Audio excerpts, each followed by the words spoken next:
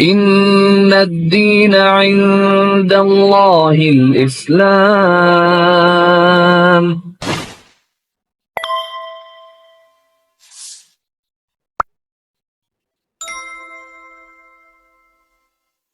Alhamdulillah pada malam hari ini saya kedatangan seorang tamu, yaitu Bapak Rudi Syafarman. Ya. Assalamualaikum Pak Rudi. Waalaikumsalam warahmatullahi. Suaranya kayak Marlon Brando Pak. Masya Allah.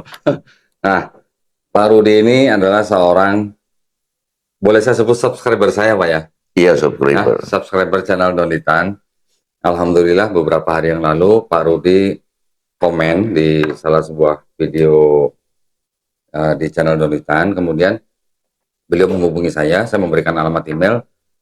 Ternyata beliau ini dulunya Muslim Pak ya, Muslim dari lahir. Kemudian Pak Rudi pernah murtad berarti Pak ya? Ya, pernah berpikiran ateis lah. Kemudian bergeser lagi menjadi agnostik. Kemudian berarti Bapak dari Muslim ke ateis, terus ke agnostik? Iya. Kemudian kembali lagi.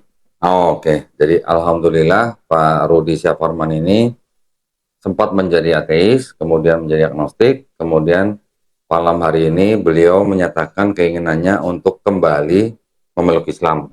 Iya. Gitu ya Pak ya? Iya. Oke, mungkin tidak usah berlama-lama gitu Pak ya, kita segerakan saja. Sebelum kita mulai syahadat, saya ingin bertanya kepada Pak Rudi Syafarman. Ini sih pertanyaan standar sebenarnya Pak. Iya.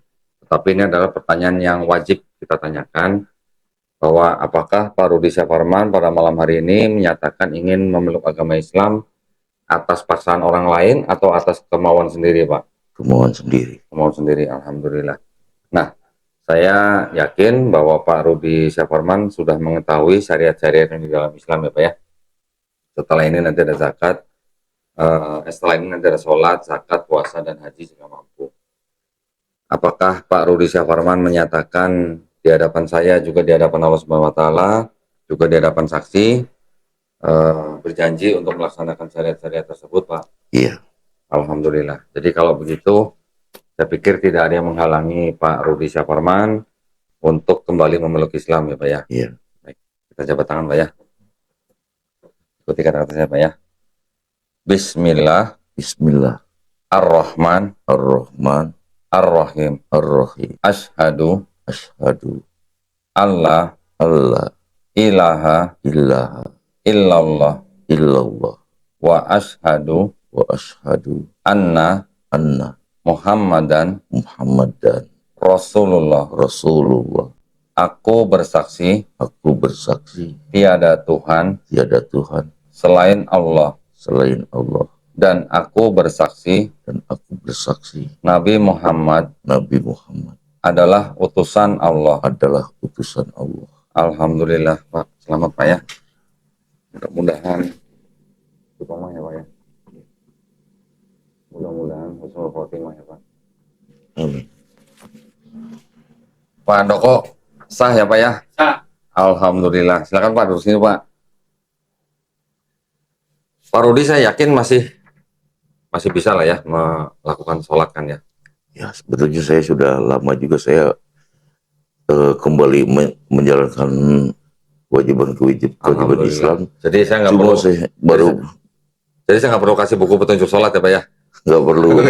Cuma belakangan aja saya baru sadar bahwa mungkin saya harus bersyahadat lagi begitu kan. Oh, gitu. Nah, sebetulnya sudah sejak lama saya kembali menjadi pemikiran yang benar lah begitu kan. Ya. Alhamdulillah Pak. Saya tetap ingin menyampaikan bahwa insya Allah ya Pak ya, kita hanya bisa berdoa dan memohon kepada Allah Subhanahu wa Ta'ala.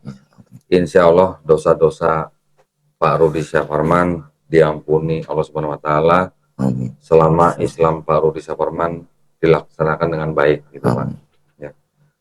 Mudah-mudahan dengan syahadatnya Pak Rudi Syafarman pada malam hari ini bisa menjadi tonggak di dalam kehidupan Pak Rudi untuk tetap menjadi seorang muslim. Mudah-mudahan istiqomah dan mudah-mudahan kita semua husnul khotimah ya Pak ya. Amin ya rabbal alamin.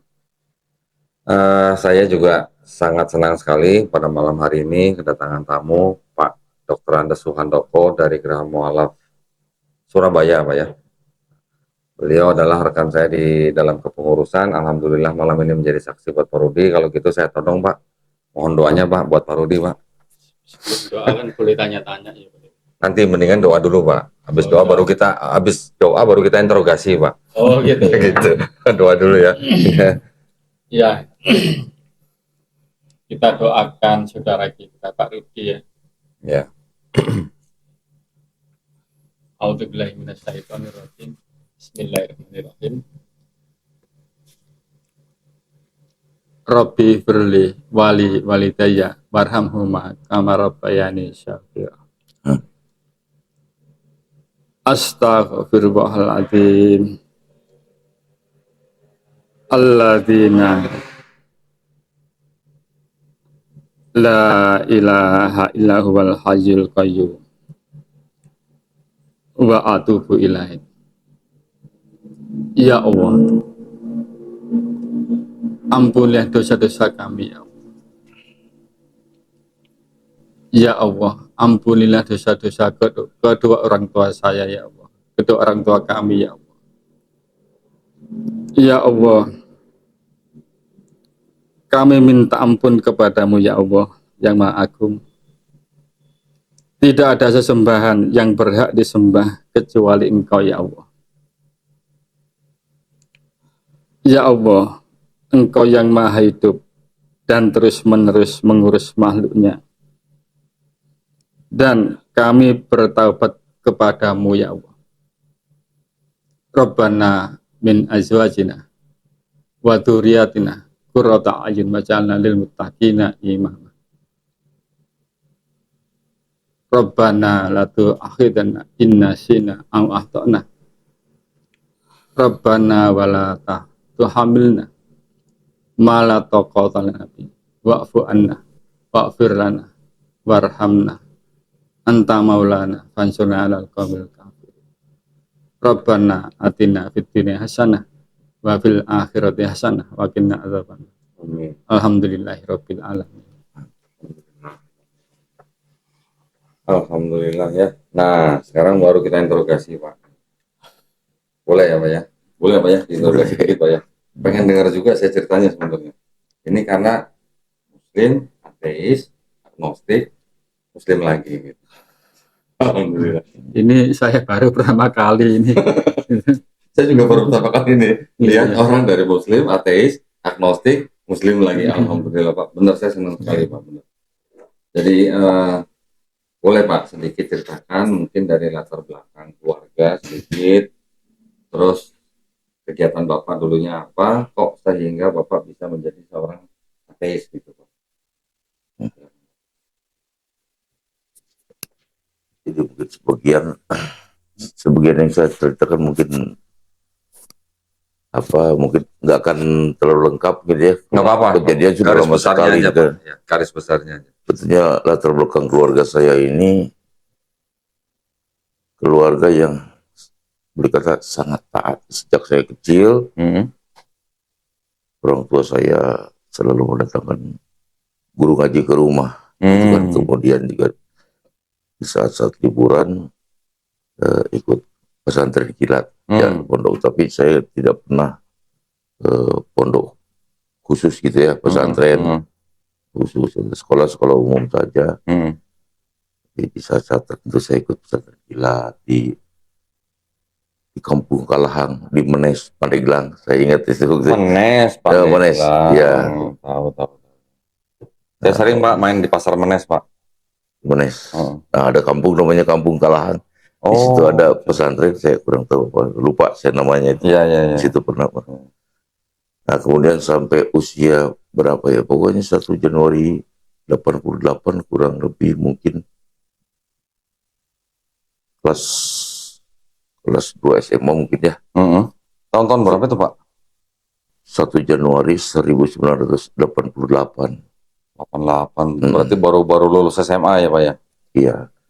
Saya masuk SMA kelas 1 itu 86 ya, 86, 87, 88.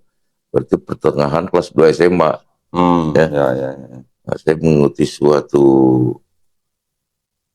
suatu pemahaman lah ya, pemahaman yang juga sebuah kelompok lah gitu ya, yang pemahamannya ini agak serba di logis-logiskan. Penafsiran agama Islam ini selalu dikaitkan dengan hal yang rasional, yang logis gitu kan. Nah, sehingga walaupun pada akhirnya saya keluar dari kelompok ini,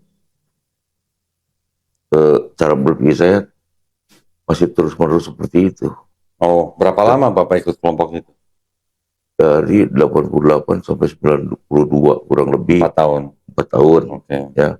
Oh, Bapak keluar dari kelompok itu? Ya, keluar dari kelompok itu, dan keluarnya memang karena dari yang memimpin saya itu memang mengingatkan bahwa seperti ini bahaya, begitu kan? Bahaya. Walaupun ya pada akhirnya mereka menyaring pemahaman seperti itu ya. Ya, termasuk juga sebetulnya sholat itu dianggap tidak wajib gitu ya, karena belum belum adanya lembaga yang memberlakukan syariat ini, gitu kan? Nah, begitu kan syariat. Ya akhirnya termasuk syariat dianggap termasuk sholat, begitu kan? Tapi ya bagaimana ya? Walaupun saya sendiri sempat berpikir bahwa kalau yang begini kan tidak ada kaitannya dengan masalah kepemimpinan dan lain-lain, begitu kan? Itu tanggung jawab pribadi gitu. Kalau memang sudah diajarkan sama Rasul dan saya bisa melaksanakannya, tidak ada yang melarang, toh kenapa juga harus ditinggalkan, begitu kan? Nah, sebetulnya walaupun mereka itu menyaring, tapi tetap saja dalam pikiran saya itu menjadi pertanyaan kan. Tentu kalau setiap manusia kalau sudah tercemar dengan pemikiran gitu, akan memilih yang mudah kan. Nah, begitu. Akhirnya walaupun saya berhenti dari kelompok itu, tetap melekat pemikiran-pemikiran hal yang dirasionalkan, begitu kan. Nah, ini mohon maaf nih Pak. Maksudnya dilogis-logiskan, dirasional-rasionalkan itu seperti apa Pak? Contohnya Pak? Contohnya begini ya. Ya pokoknya ada sebetulnya yang nama orangnya ada sebetulnya. Ya, mungkin nama orang jangan disebut. Tapi pahamnya. Ya pahamnya yang dimaksud dengan dilogis-logiskan, dirasional. Mungkin kalau boleh saya sebut karena ini sudah terkenal. Paham dalam ya, kalau yang masalah sholat itu mungkin bukan dari masalah tidak wajib di sholat itu mungkin dari cuma dari yang saya tahu, termasuk membaca Al-Quran tidak perlu dilanturkan dengan bagus, dialunkan. Nah, itu kan jadi karena itu firman Tuhan ya tidak perlu dilagu-lagukan begitu kan. Kemudian juga ya adalah pemahaman. Enggak, tadi yang sholat tidak wajib gimana tuh Pak? Itu pemahaman yang terkait dengan pergerakannya. Saya sendiri tidak tahu apakah itu dari Rasul sampai wafat aja masih sholat ya? Ya Rasul sampai mau wafat aja masih sholat ya? Bapak tahu tak kira-kira ajaran Bapak saat itu menyimpang? Ya, sadar ya waktu itu, sadar. Waktu itu sadar dan percaya awalnya ya kan. Nah, karena saya termasuk ya kelas 2 SMA lah, termasuknya masih polos saya. Jadi pada akhirnya berarti nggak sadar kalau ajaran itu Bapak waktu saat itu menyimpang, nggak sadar? Ya tidak sadar lah, karena saya merasa yakin kan. Nah itu, tapi pada akhirnya karena yang membina saya itu juga menyaring, masih tahu kan. Nah, karena mereka level ini pendidikan agamanya termasuk secara formal juga di atas saya kan. Mereka level mahasiswa dan memang bidangnya agama Islam. Nah, setelah 4 tahun Bapak bergabung dengan kelompok itu, Bapak keluar, kok malah jadi ateis Pak? Nah, pemikiran seperti itu tuh tetap melekat dalam pikiran kan. Saya berpikir sendiri. Ya kan seperti ada waktu itu, waktu saya masih ikut ada penafsiran yang dilogis-logiskan itu, contohnya apa? Malaikat. Malaikat itu berasal dari kata dasarnya apa? Katanya malakun kah atau apa gitu ya. Ya, artinya kekuatan. Berarti malaikat itu suatu figur yang memiliki kekuatan yang dipakai untuk membela Islam lah gitu kan, membela kelompok gitu kan. Nah, jadi sekelompok figur untuk sekelompok orang gitu kan, yang ditujukan untuk membela gitu kan. Nah, gitu. Ya itu bukan cuma itu ya, ada beberapa hal lainnya juga. Akhirnya saya berpikir yang serba, ujung-ujungnya saya tidak percaya dengan hal-hal yang gaib gitu, kan? Hal yang gaib. Selain itu karena memang saya pengalaman-pengalaman yang terkait dengan hal gaib itu memang tidak pernah, ya. Saya berpikir sendiri, pada akhirnya saya tidak meyakini. Awalnya sekedar tidak meyakini bahwa yang menciptakan ini tuh yang bumi dan seisinya diciptakan oleh Tuhan yang namanya Allah, yang menurunkan kitab kepada Muhammad. Nah, hanya itu tadinya kan, tapi pada akhirnya saya tidak yakin bahwa ini diciptakan oleh sesuatu yang bernama Tuhan atau apapun, gitu kan? Mungkin ini suatu proses yang bermula mungkin tidak ada awalnya, tapi tidak ada juga yang menciptakan, gitu kan? Sebagian berpikir ada sebagian orang lah yang mengatakan bahwa orang ateis itu cerdas-cerdas begitu ya. Pada ujung-ujung saya berpikir sangat bodoh sekali gitu kan. Sangat bodoh sekali ya. Kenapa hasil hal yang sesederhana itu saya tidak mengerti gitu kan. Segala sesuatu itu pasti ada yang menciptakan gitu. Hal yang kita lihat sehari-hari saja ada yang menciptakan gitu kan. Nah, pada akhirnya saya bisa terpatahkan ya. Kalau yang saya ingat kembali dua hal yang mematahkan, tiga hal ya. Pertama, kalau memang Tuhan itu diragukan keberadaannya, kemudian bagaimana saya harus membuktikan kepastian bahwa Tuhan itu tidak ada gitu kan? Bagaimana kalau saya tidak membuktikan, tidak bisa, atau tidak seorang pun yang membuktikan nih Allah itu ini yang menciptakan, begitu kan yang terpikir oleh saya dan mungkin beberapa sebagian orang ateis seperti itu menginginkannya bukti yang nyata gitu kan, bukti yang nyata, inilah rupanya kan, wujudnya gitu kan, seperti itu, dan berkata sayalah yang menciptakan bumi dan isinya secara langsung begitu kan. Nah, itu hal yang nggak mungkin karena memang di dalam Al-Quran pun dinyatakan yang melakukan seperti itu hanya orang-orang yang ahli kitab dan orang-orang musyrik kan. Jadi yang pertama seperti itu, logika seperti itu kan. Kalau memang saya tidak bisa membuktikan pun, toh saya juga tidak bisa. Kalau saya tidak bisa membuktikan bahwa Tuhan yang menciptakan alam semesta, saya juga tidak bisa membuktikan bahwa ini tidak diciptakan oleh Tuhan. Begitu ya. Seperti semacam kayak pembuktian terbalik gitu ya Pak ya? Iya, gitu kan. Jadi boleh kata terjawab sendiri gitu kan. Mikir sendiri menjadi ateis, kemudian terjawab sendiri oleh pemikiran sendiri. Yang jelas kan tidak ada sesuatu apapun yang tercipta dari ketiadaan Pak. Iya. Ya, saya pernah mendengar pernyataan seorang yang terkenal ya kan. Dia menyebut seorang tokoh, katanya kalau itu katanya kiai itu kalau Kiai A lah, Kiai A begitu ya. Kalau tidak mondok dia sangat cerdas katanya. Kalau tidak mondok di pesantren itu dia menjadi ateis gitu kan. Seolah-olah orang yang cerdas itu akan menjadi ateis gitu kan.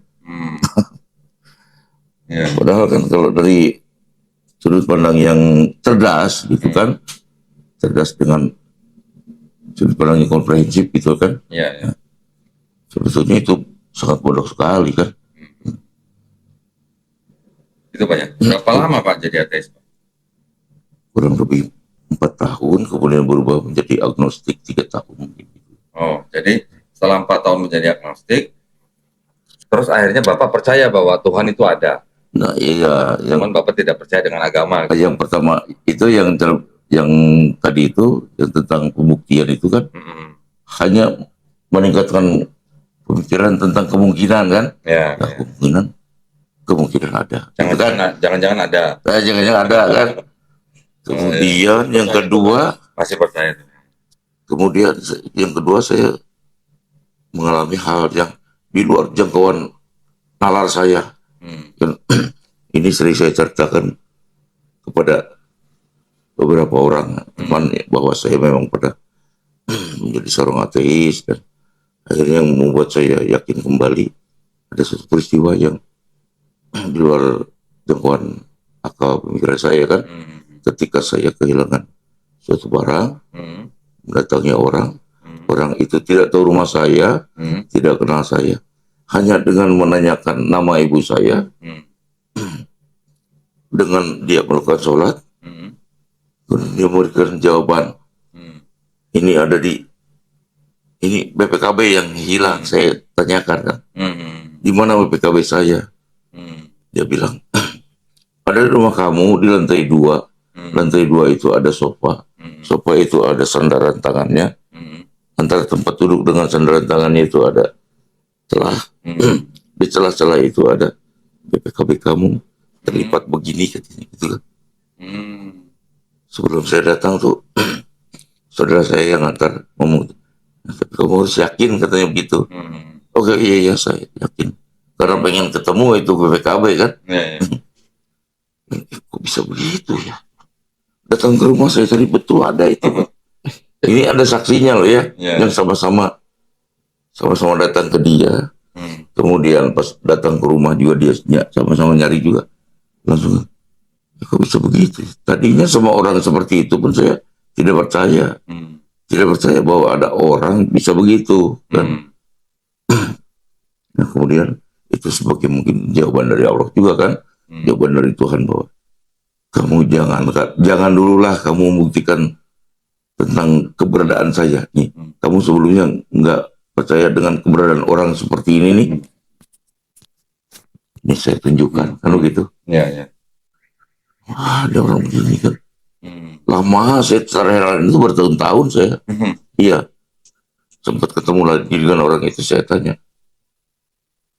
Ini Mang Oleh namanya, ini Mang Oleh ya. Boleh saya sebutin namanya ya? Mang Oleh lah. Dia nggak jadi selebritis dengan kemampuannya seperti itu.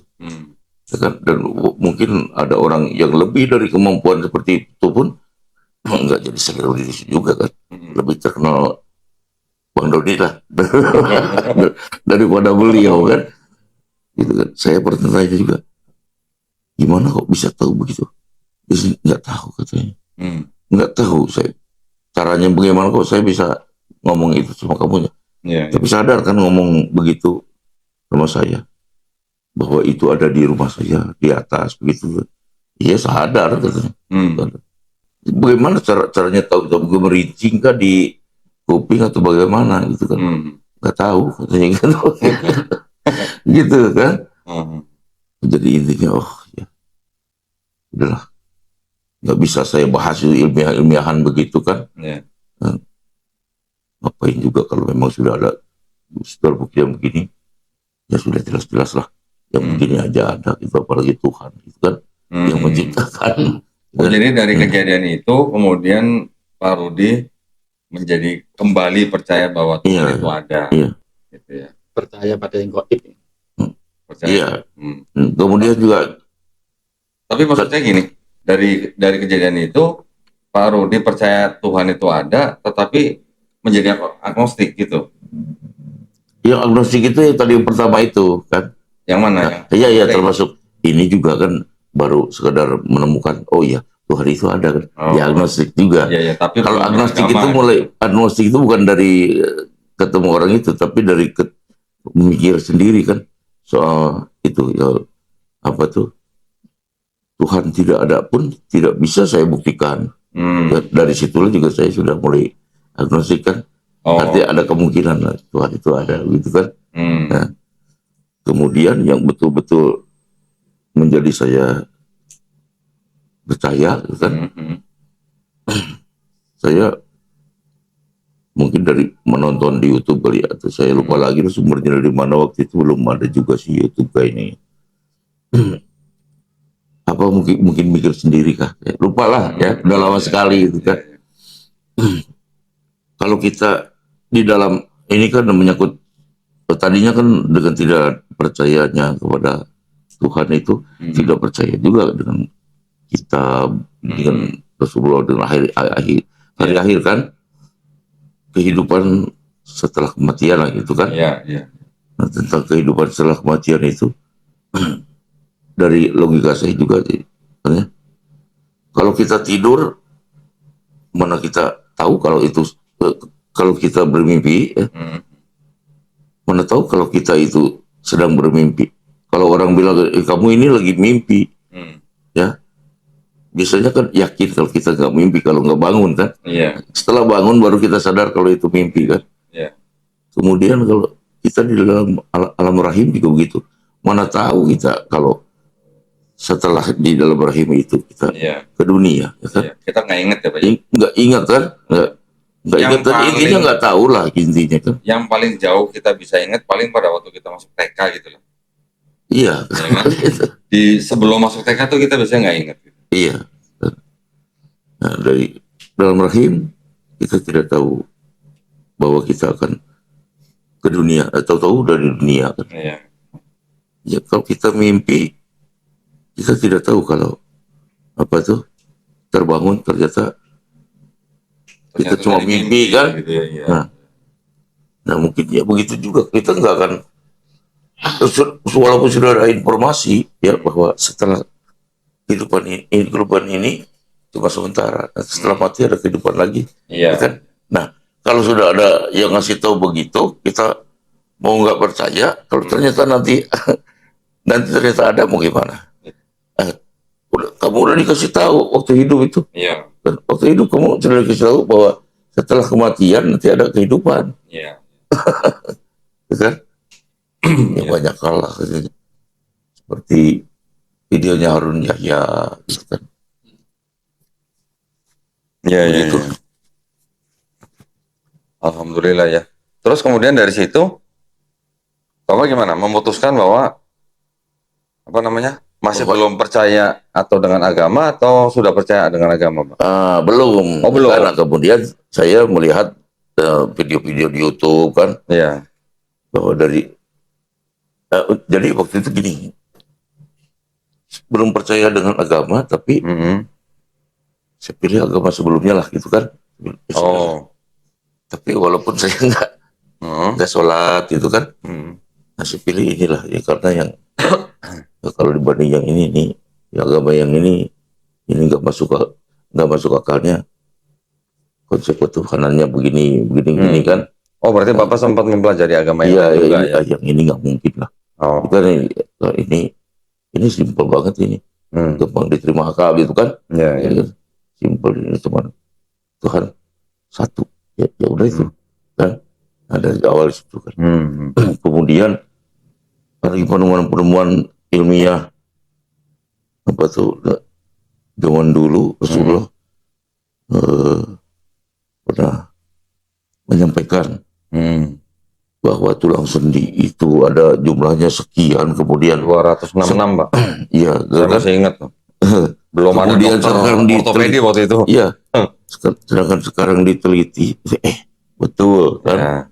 Kemudian kalau orang yang menolak petunjuk atau gimana kan, nanti rasanya akan seperti dadanya sesak, seperti dilambungkan ke atas ketinggian, Ya, itu kan seperti mendaki langit, Pak. itu tidak dilakukan oleh Rasulullah waktu itu. Ya kalau andai kata dia pernah melakukan ke atas kemudian menjadi sesak, maka dia mungkin saja dia ngomong begitu kan memang sudah melakukan. Iya. Kemudian dalam lautan itu gelap, padahal air itu bening gitu kan. Itu begitu banyaknya gitu kan. Ya sudahlah, nggak akan ragu lagi begitu kan. Alhamdulillah. Saya takut untuk tidak menjalankan syariat Islam. Alhamdulillah. Baru saja belakangan saya terpikir melihat ini yang mualaf ini kan. Bahagia banget orang-orang ini. Oh bahagia Pak. Seperti ikan mas koki cemplungin ke akuarium Pak gitu. Jadi putih seperti kertas baru begitu kan. Insya Allah Pak. Baru saya mikir, saya sendiri kan dulu pernah nggak percaya. Kemudian apa saya mau tiba-tiba begitu saya jadi beriman kembali. Ya. Tanyalah saya seorang YouTuber. Alhamdulillah. Jadi memang semuanya gak ada kebetulan ya, Pak Nowo ya. Berarti Bapak itu dulu Islam ya. Islam, sempat kemudian ateis. Iya. Sempat agnostis. Iya. Kemudian sempat mempelajari agama selain Islam juga ya. Iya, sekilas ya. Pokok-pokoknya. Sehingga memilih Islam lagi, Pak. Iya, gitu. Memang Islam itu agama akal sehat, Pak. Iya begitu. Cuma buat orang yang mikir Pak. Iya. Alhamdulillah. Jadi artinya Bapak masih dikasih kesempatan kalau gitu ya? Iya, alhamdulillah. Berarti ini istilahnya nih Bapak dikasih kesempatan kedua nih Pak? Ya, di usia segini, ya. Di usia segini maksudnya ini kan ya sudah nggak lama lagi lah ya. Nah, cuman mungkin kalau masalah sholat yang dulu Bapak pernah tinggalkan, nanti tinggal Bapak pelajarin aja mau ngikut mazhab yang mana.